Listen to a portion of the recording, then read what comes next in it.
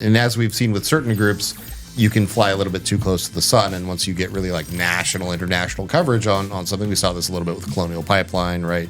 That maybe you don't want that much heat looking into your organization. And so why not be under the radar and sort of be consistent, but not necessarily, have these widespread, kind of attacks. Yeah, and you called out something from the DBIR about, how some of these groups are just still doing kind of the small spray and pray kind of stuff, small ransom demands. Right? Yeah, it's a lifestyle business. I think it'd be interesting to actually get somebody involved from kind of the business psychology side to actually look at it and see if there's any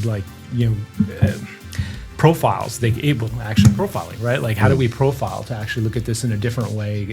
When I was at Visa, one of the things we did is we brought in some people from a math background into the cyber side because they were just able to look at the data set differently than we were, right?